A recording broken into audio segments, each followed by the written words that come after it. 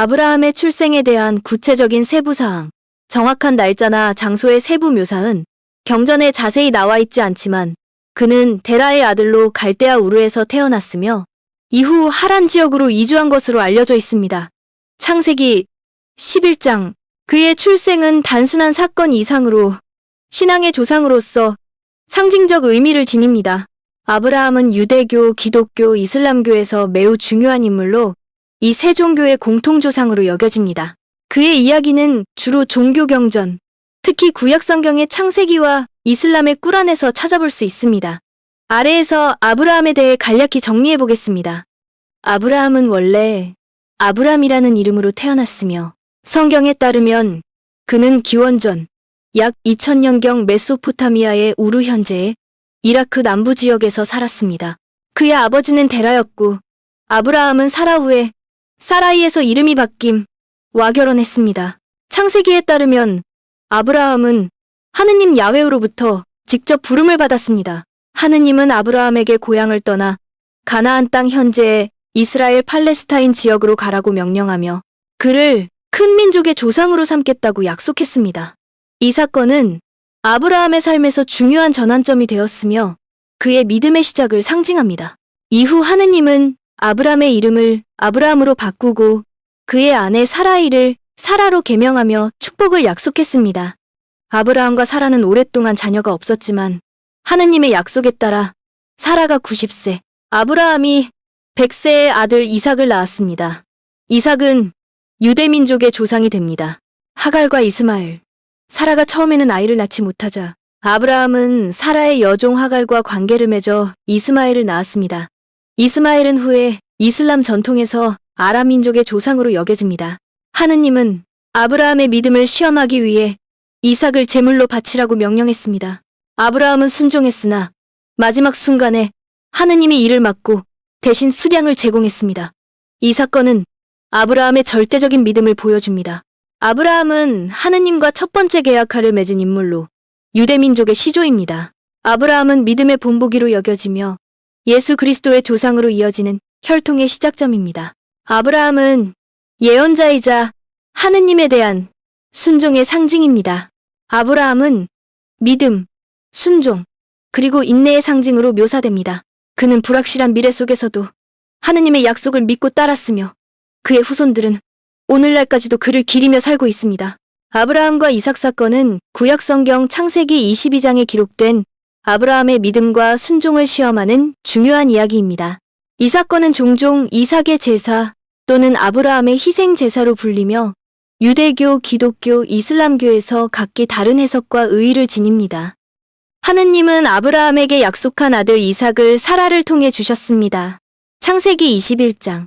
이삭은 아브라함이 오랫동안 기다린 약속의 아들이었고 그의 후손을 통해 큰 민족이 이루어질 것이라는 하느님의 언약의 핵심이었습니다. 그러던 중 하느님이 아브라함에게 놀라운 명령을 내립니다. 하느님은 아브라함을 시험하기 위해 이렇게 말씀하셨습니다. 너의 아들, 네가 사랑하는 독생자 이삭을 데리고 모리아 땅으로 가서 내가 네게 지시하는 산에서 그를 번제로 드려라. 이 명령은 아브라함에게 극단적인 시험이었는데 이삭은 단순한 아들이 아니라 하느님의 약속이 실현되는 상징이었기 때문입니다. 아브라함은 망설이지 않고 다음날 아침 일찍 일어나 이삭 2명의 종, 그리고 제사에 필요한 장작을 준비해 모리아 산으로 떠났습니다. 3일간의 여정 끝에 산에 도착한 아브라함은 종들에게 나와 아이가 저기 가서 예배하고 너희에게로 돌아오리라고 말하며 이삭과 함께 산으로 올라갔습니다. 이 말은 아브라함이 하느님의 구원을 믿고 있었음을 암시합니다. 이삭은 불과 장작은 여기 있거니와 번제할 어린 양은 어디 있나이까? 라고 묻자 아브라함은 하느님이 친히 번제할 어린 양을 준비하시리라고 대답했습니다. 산 정상에 도착한 아브라함은 제단을 쌓고 이삭을 묶어 그 위에 올렸습니다. 칼을 들어 이삭을 희생하려는 순간 하느님의 사자가 하늘에서 그를 불러 멈추게 했습니다. 네 손을 그 아이에게 대지 말라.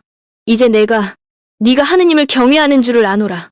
네가 네 독생자를 아끼지 아니하였도다. 그때 근처에서 수창 한 마리가 뿌리 수풀에 걸린 것을 발견하고 아브라함은 그것을 이삭 대신 번제로 바쳤습니다. 이 사건 이후 하느님은 아브라함에게 다시 축복을 약속하며 그의 후손이 하늘의 별과 같이 많아질 것이라고 재확인했습니다. 이 이야기는 믿음의 본질에 대한 깊은 질문을 던집니다. 아브라함이 하느님의 명령이라면 사랑하는 아들을 희생할 수 있었던 이유는 무엇일까요? 일부는 이를 무조건적인 순종의 상징으로 보지만 다른 이들은 윤리적 딜레마로 해석하며 하느님의 의도를 다르게 풀이하기도 합니다. 아브라함과 롯의 관계. 아브라함과 롯의 관계는 구약성경 창세기에 자세히 기록되어 있으며 두 인물은 가족 관계와 공동의 여정을 통해 얽혀 있습니다. 아래에서 그들의 관계와 주요 사건들을 정리해 보겠습니다. 아브라함과 롯은 혈연으로 연결된 조카와 삼촌 관계입니다.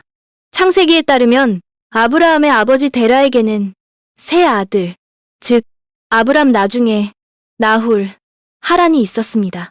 롯은 하란의 아들로, 즉 아브라함의 조카입니다. 하란이 일찍 죽자 데라와 아브라함이 롯을 돌보는 역할을 맡은 것으로 보입니다. 따라서 아브라함은 롯에게 삼촌 이상의 보호자 역할도 수행했을 가능성이 큽니다. 데라는 원래 칼데아의 우르에서 살았으나 가족을 데리고 가나안으로 가려다가 하란, 현재 터키 남동부 지역에 정착했습니다. 이때 롯도 함께였고 데라가 하란에서 죽은 후 아브라함과 동행하게 됩니다. 하느님이 아브라함에게 고향을 떠나 가나안으로 가라고 명령했을 때 롯도 아브라함과 함께 떠났습니다.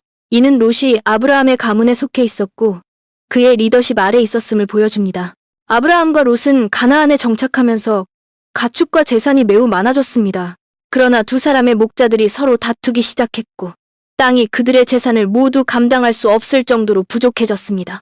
이 갈등은 그들의 관계에서 중요한 전환점을 만듭니다. 아브라함은 갈등을 피하기 위해 롯에게 먼저 땅을 선택할 권리를 주며 이렇게 말했습니다. 우리는 한 골육이 아니냐? 네가 좌하면 나는 우하고 네가 우하면 나는 좌하리라. 롯은 요단강 주변의 비옥한 평야, 소돔과 고모라 지역을 선택하고 아브라함은 가나안 땅에 남았습니다.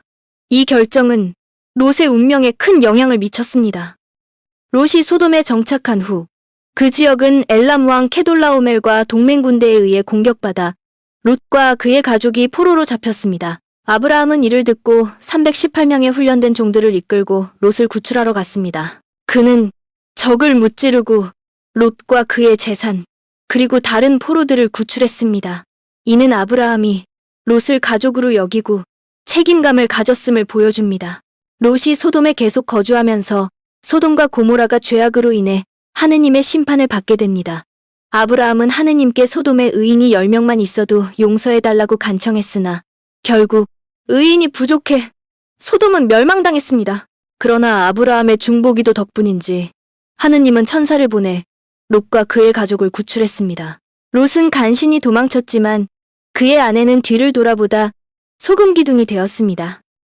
아브라함은 롯에게 관대하고 보호적인 태도를 보였습니다. 땅을 나눌 때 먼저 선택권을 주고 롯이 위험에 처했을 때 구하러 간 모습에서 그의 책임감과 사랑이 드러납니다.